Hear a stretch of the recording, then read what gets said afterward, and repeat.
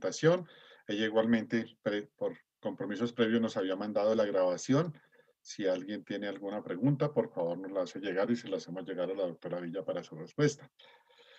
Y continuando con el programa, pues presentamos ya una conferencista habitual de nuestro evento, la doctora Jimena Castañeda, quien es médica internista e infectóloga de la Universidad del Rosario, quien actualmente es infectóloga en Cobos Medical Center y adicionalmente la infectóloga del programa de Rey Solís a nivel nacional. Entonces, doctora Jimena, como siempre, bienvenida y dándole el agradecimiento por acompañarnos de nuevo en este evento. Muchas gracias. Bueno, buenas tardes a todos, doctor Sussman. Muchísimas gracias, no solamente por la presentación, sino pues el tenerme en cuenta en este tema que definitivamente día a día nos sigue dando que hablar, y agradecimientos pues a la Asociación Colombiana de Infectología. El día de hoy pues vamos a hablar sobre el futuro de la terapia antirretroviral y pues qué interesante, magnífico sería en estos momentos poder volver a escuchar esta voz en concierto de Freddie Mercury, donde muy tempranamente él fallece, pero al año siguiente nace la familia y se empieza a utilizar los inhibidores de proteasa que dan la vuelta al, al tratamiento antirretroviral. O también poder volver a ver, a jugar a Arthur Ashe, que fue el primer afroamericano que gana el torneo de tenis de Wimbledon, donde en el año de 1992 pues fallece por esta enfermedad, y previamente pues había sido contagiado al requerir un procedimiento quirúrgico de un bypass coronario en el año de 1986. O algo maravilloso de poder ver la danza de un cisne, la de Rudolf, un bailarista, un bailarín de Rusia, que dirigió la ópera y fue director de la ópera de París, y que también por esta enfermedad fallece muy tempranamente. O en una noche de fin de año poder escuchar la voz de Héctor Lavoe, eh, recordándolo en los buenos momentos de la música latinoamericana, siendo pues este un ícono.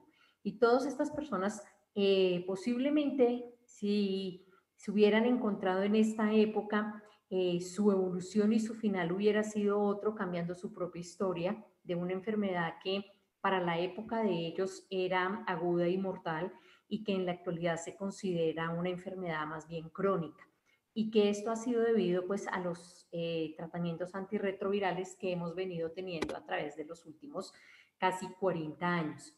Y van a ver cómo en esta diapositiva empezamos con 1, pasamos a 2, terminamos en 3 y a veces en 4, y estamos mirando hacia un futuro que ya está en este momento de volver a 2.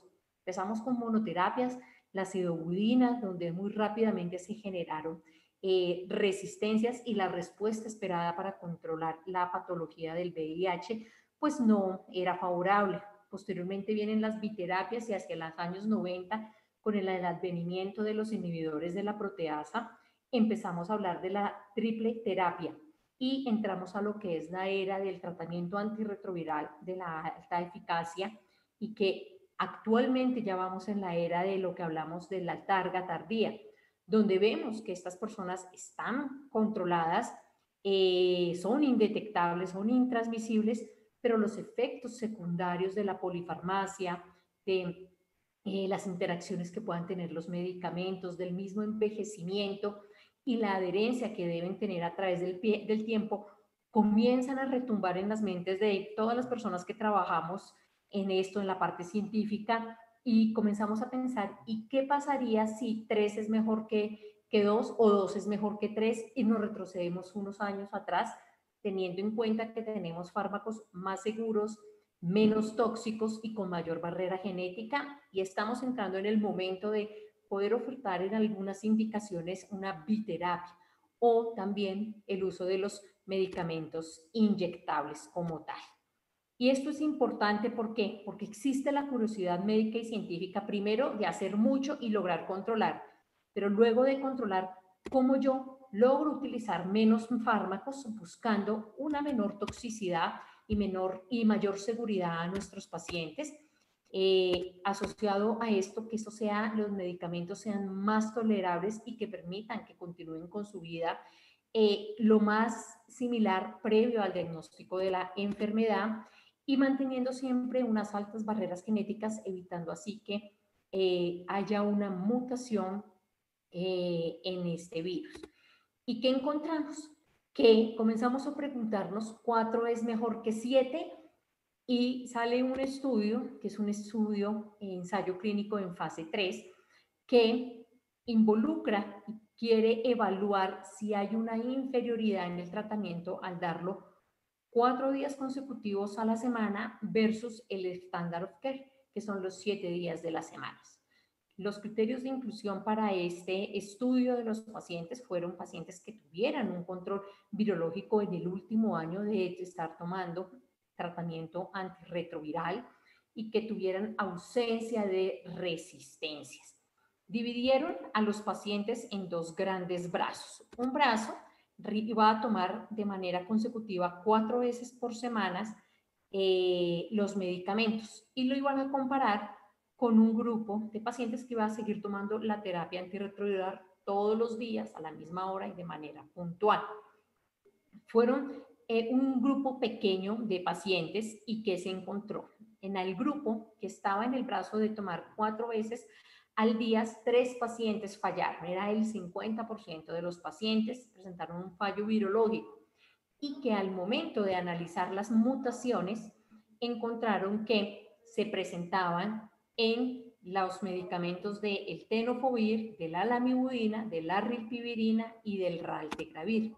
Cosa contraria, pues, ¿qué pasaba cuando seguíamos la terapia actual? De tomarla todos los días, se encontró que solamente un paciente de 6 presentó fallo virológico tanto para una integrasa como para el backbone de tenofovir en tricitabina. Y entonces, ¿qué se encontró en este momento? Que al analizar había sido lo que pasaba, por qué el de 4 me falló más que el de 7 cuando las barreras genéticas podían ser más bien similares, encontraron que en la medida en que empezábamos a espaciar la toma de los medicamentos antirretrovirales, la adherencia iba disminuyendo. Empezaba cambiando a nivel de la puntualidad en la toma de la medicación. Posteriormente ya no nos atrasábamos 1 hora, sino casi 24 horas y ya no tomábamos 4 veces por semana, sino por 3 veces a la semana. Y se empezó a notar que definitivamente sí existía una repercusión en la generación de la resistencia, sobre todo en aquellos medicamentos que tenían bajas barreras genéticas al dar antirretrovirales durante 4 días de los 7 días de la semana. Por lo cual, esta terapia de 4 mejor que 7, definitivamente en la actualidad no la podemos recomendar, pero sin embargo, con el advenimiento de nuevos medicamentos con diferentes mecanismos de acción o acción combinada, se puede también evaluar en algún momento o un futuro de mediano plazo el volver a evaluar el dar no una terapia total por semana, sino por algunos días. Requiriendo pues hasta el momento mayor número de datos tanto en durabilidad y de resistencias. Otra de las terapias que en la actualidad pues está llamando la atención y que vemos nosotros tanto en las conferencias del IATS, del CROI, de Glasgow, es el volvernos a la biterapia. Y encontramos este estudio que es el ACTG A5353, es un estudio piloto que estaba en una fase 2, donde decidieron evaluar la combinación de esta pareja, que es una muy buena pareja de lamivudina con dolutegravir. Las características de estos pacientes eran pacientes con diagnóstico reciente de VIH, denominados naive, o sea, sin tener el antecedente de exposición a antirretrovirales y que tuvieran cargas virales mayores de 1000 copias y menores de 500.000 copias. Para este estudio se enrolaron 120 pacientes. Las características epidemiológicas de estos pacientes fue que el 87% eran hombres y eran hombres que tenían sexo con hombres, con una mediana de edad de 30 años y que al momento de ingresar a el estudio, la mediana de recuento del linfocito CD4 estaba en 387 células y a nivel de la carga viral de 4.6 logaritmos. ¿Qué buscaba evaluar este estudio? Evaluar cómo se comportaba la respuesta virológica y su eficacia a la semana 24. ¿Qué encontraron? Que el 90% de estos pacientes con unos intervalos de confianza aceptables que iban entre el 83 y el 95% tenía un recontrol virológico a la semana 24 y que en solo un paciente se encontró la presencia de mutaciones que fue la M184V y la R263R y K. Y algo que llamó la atención fue que de estos 120 pacientes, ninguno interrumpe el tratamiento. Entonces se comienza a generar y a concluir que la biterapia de combinación de dolutegravir más la mibudina en este momento es eficaz en individuos que son diagnosticados naive al momento de VIH y que presentan cargas virales hasta de 500.000 copias. Sin embargo, pues lanzan esta alerta de evaluar la presencia de mutaciones o el desarrollarlas principalmente. Luego, pues de este ACTG 5353 y ver estos tan buenos resultados, deciden hacer dos estudios con el mismo nombre pero diferente número, paralelos, y entramos con el estudio Gemini, tanto el 1 como el 2, que lo que busca es comparar la combinación de una terapia triple definida por tenofovir en tricitabina más dolutegravir versus biterapia de dolutegravir más la mibudina en tratamiento de primera línea. Las características de los pacientes que se enrolaron en este estudio eran pacientes adultos mayores de 18 años que eran naive y que tuvieran cargas virales mayores de 1.000 copias hasta 500.000 copias y que no estuvieran ni embarazadas las mujeres, que no tuvieran infecciones por tuberculosis o que no tuviera coinfección por el virus de la hepatitis B y que no presentaran mutaciones mayores al momento de iniciar. ¿Qué buscaba primariamente el objetivo de estos estudios? Lo que buscaban era evaluar cómo era la respuesta virológica a la semana 48 y evaluar la intención de tratar. El estudio fue randomizado, doble ciego 1 a 1, donde las características epidemiológicas de ambos brazos, tanto en número como en proporción de pacientes y comorbilidades, fueron muy similares. Y lo que llama la atención es que al analizar la carga viral menor de 50 copias por mililitro por la visita y también la intención de tratar en el snapshot, vemos que a través de en el tiempo la combinación de la terapia triple de tenofovir en tricitabina más dolutegravir, comparándola con la biterapia de dolutegravir, la mibudina, se comporta casi similar y es no inferior al estándar of care que estamos en este momento comparando, que es el tenofovir con entricitabina y dolutegravir, y que este se mantiene inclusive hasta la semana 96. Igualmente, pues se evalúa el incremento y el comportamiento de los linfocitos CD4 al momento del inicio y al momento de la semana 48, encontrando que no existen estadísticamente diferencias que sean significativas en la triple terapia versus la doble terapia, estando doble terapia en 224 células y triple terapia en 218 células. ¿Qué logra concluir tanto los estudios Gemini 1 como Gemini 2 para el tratamiento de primera línea? Primero, que el régimen de biterapia de lamivudina dolutegravir tiene una alta potencia viral con una barrera genética, siendo una muy buena combinación, y que a través de las 48 semanas evaluadas, el perfil tanto de seguridad y tolerabilidad fue casi similar e incluso en algunas pautas superior al de la terapia con triple terapia. y que la eficacia es no inferior y similar en tolerabilidad a la semana 48.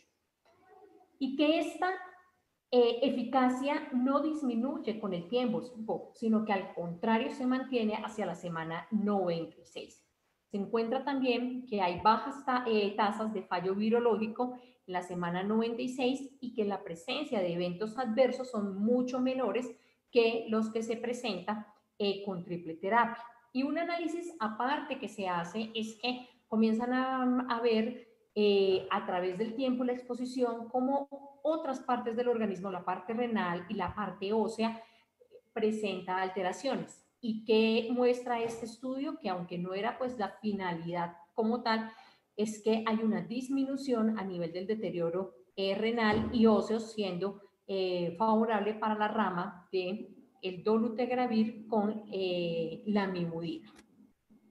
Tenemos también otros estudios que nos muestran nuevas terapias que están por entrar al país, el uso de cabotegravir y rilpivirina para mantenimiento, tanto la parte inicial entrando por la vía oral y posteriormente comparándolo y continuando la parte endovenosa. Sabemos que el cabotegravir es un inhibidor, hace parte de los inhibidores de la integrasa que viene con vidas medias más prolongadas, al igual que la rilpivirina, y que su presentación oral demostró tener una muy buena eficacia, pero decidieron compararlo en la parte endovenosa con la posibilidad de ofrecer terapias inyectables una vez al mes.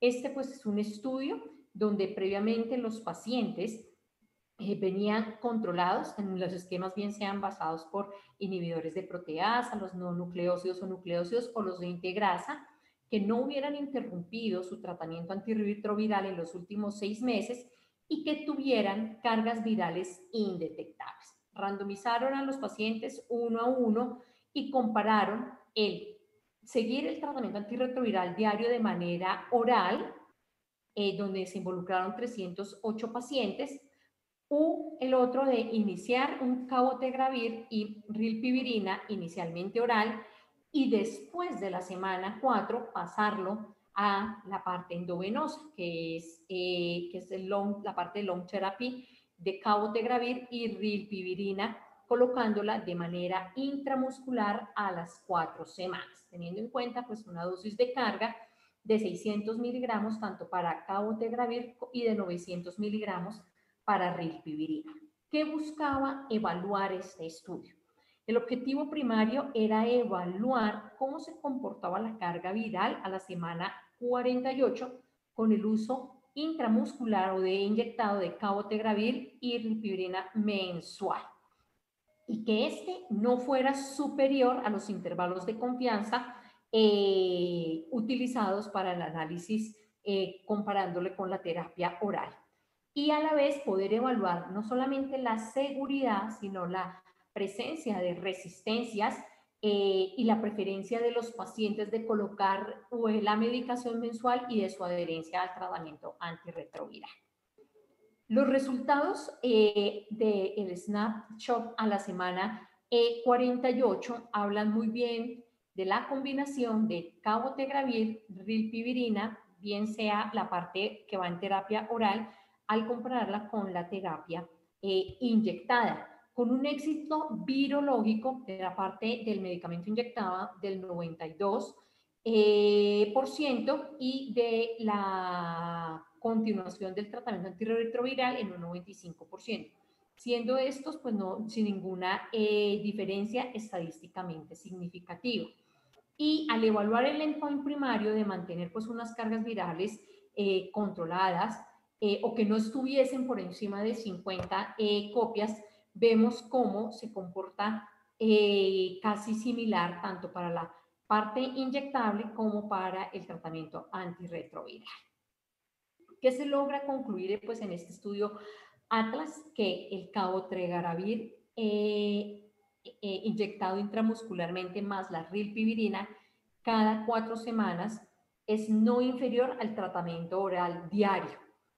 Asociado a esto, pues hay muy bajo grado de fallo virológico que es cercano al 1%, sin evidenciar pues, resistencias en aquellos que continuaron con la rama oral. Que el principal efecto adverso del uso inyectable de la rama fueron en el sitio de punción, pero que este no generaba alteraciones en la calidad de vida al analizar en el cuestionario que se les hizo a los pacientes sobre su uso, y que definitivamente sí se presentaba un incremento significativo de la satisfacción pues con el tratamiento en la rama que estaba el inyectable. Y ya por último pues tenemos el estudio del DRIVE-2 Simplify, donde estamos utilizando un nuevo medicamento que es islatravir más la combinación de doravirina. Islatravir es un nuevo medicamento que en la actualidad se sabe que tiene dos mecanismos de acción. Este es un inhibidor de la translocación de la transcriptasa inversa, análogo no nucleósido, donde al tener dos mecanismos de acción, uno es que va a traslocar los primer al momento de ingresar y luego va a finalizar o cortar rápidamente pues esta cadena de transcripción, hace que por este mecanismo de acción su barrera genética sea mucho más alta que otros medicamentos. Y lo combinan con doravirina. Este es un estudio que es fase 2, donde pues tienen pacientes que son adultos, naïf y con cargas virales mayores de 1000 copias y CD4 por encima de 200 células, que previamente no tengan mutaciones ni coinfecciones por virus hepatotrópicas. Ellos lo randomizan, es un estudio doble ciego y lo dividen pues en 4 brazos, que donde varían son las dosis a recibir de islatravir, que van de 0.25, 0.75 y 2.25 miligramos, más doravirina y la combinación de la amibudina. Todos ellos los empiezan a randomizar y se hace una randomización estratificada teniendo en cuenta el recuento del linfocito CD4 y la carga viral de ingreso si era mayor o menor de 100 copias. Y lo que buscan evaluar es qué proporción de pacientes alcanzaron la indetectabilidad a la semana 24, a la semana 48, y evaluar el número de pacientes que presentaron eventos adversos o que por algún motivo deciden parar y retirarse pues por la presencia de un evento adverso, se retiran del estudio. Ya por tiempo, entonces, que se logra concluir que el DRIVE-2 demuestra que aquellos pacientes que inician con islatravir más doravirina en combinación con la lamivudina y al hacer una terapia switch de islatravir con doravirina presentan una alta eficacia a la semana 48, siendo no inferior al compararla con lamivudina, tenofovir, doravirina. No hay presencia de resistencias, presenta una muy buena tolerabilidad. Los efectos adversos son variados, pero están aproximadamente entre el 7 y el 8%, y que la tasa de suspender esta nueva terapia es muy baja, secundaria pues a los eventos adversos, reportándola en el 2.2%. Por último, tenemos las vacunas actualmente y después de casi 10 años de venir en fase 2, hace más o menos unas 2 semanas se le da vía libre a la vacuna que está desarrollando Janssen para pasar de fase 2 a fase 3. Esta es una vacuna pues que lo que está buscando es prevenir el contagio y es una vacuna que habla de los inmunógenos en mosaico, que lo que busca es que a través de un adenovirus modificado vamos a coger muchas moléculas que hacen parte del virus del VIH que sean capaces de producir una respuesta inmunológica contra diferentes cuasi especies del VIH. Este emprendimiento, por decirlo así, o esta carrerita que se pegó y que tuvo un desarrollo muy rápido, debemos agradecérsela al COVID porque es muy similar al tipo de vacuna que están también actualmente en experimentación, donde a través de adenovirus modificado y combinación de moléculas que producen respuestas inmunes, se está generando. ¿Qué quiere decir esto? Esta vacuna no contiene ni virus vivo, ni virus muerto, ni virus vivos atuenados de VIH, sino es la combinación de varias partículas más un adenovirus. En la actualidad se siguen dos grandes estudios de estas vacunas, de los cuales se espera que para el año de 2023 la recolección y captación de todos los sujetos de investigación esté completa y se puedan analizar y presentar los datos. El primer estudio es el estudio Mosaico, es un estudio que se está realizando en hombres que tienen sexo con hombres que tienen múltiples factores de riesgo para adquirir la enfermedad. Se está desarrollando en Europa, en Estados Unidos, Argentina, ya tiene pacientes enrolados, Perú y México. Y tenemos el Limbocodo que se desarrolla en África, en Sudáfrica, y también lo que busca es prevenir el contagio en personas adultas mayores, pero en este caso mujeres.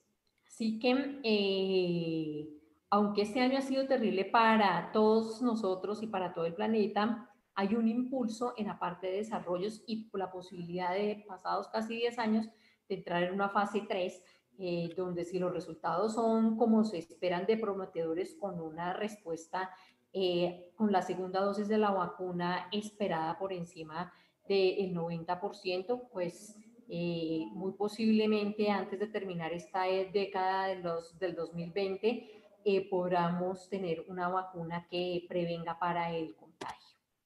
Por último, pues termino con una frase que es de Nelson Mandela, que dice que todo parece imposible hasta que se hace. En la medida en que nosotros nos propongamos hacer las cosas bien, hacer mejores personas, seres humanos, vamos a volver lo imposible posible. A todos ustedes, muchísimas gracias, y a todos mis colegas, pues un feliz día del médico por toda nuestra linda labor. Muchas gracias.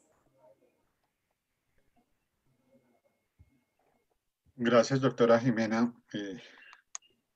Bueno, cada vez vemos mejores perspectivas para nuestros pacientes, aunque pues todos ansiamos la cura, pero creo que eso no se ve tan cercano como quisiéramos.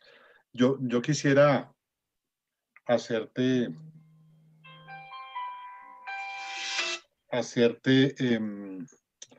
una pregunta que es más que técnica política, y es en un medio como el nuestro, donde desafortunadamente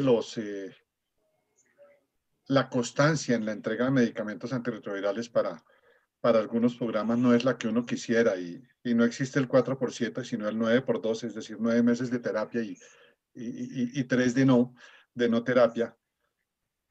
¿Cómo ves tú estas terapias simples, sobre todo la biterapia, que es la que nos preocupa mucho? Y la otra es esta biterapia de inicio, también teniendo en cuenta este uso inadecuado que históricamente ha habido de antirretrovirales en nuestro medio.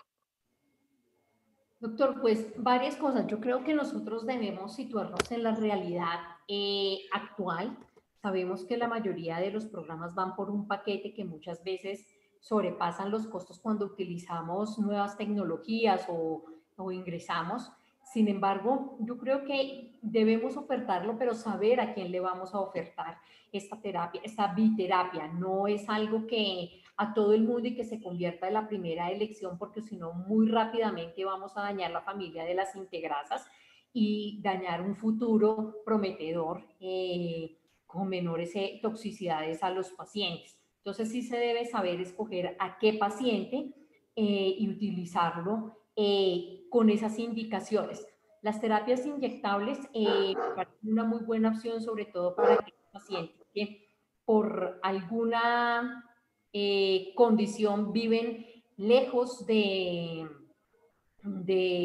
los centros o de los programas, y que a veces el traslado se vuelve muy difícil. ¿Qué sería buenísimo? Que no fuera mensual, sino bimensual o trimestral, que yo creo que también es cuestión de tiempo. Pero creo que nosotros lo debemos mirar con lupa. Hay que saber a quién se le oferta.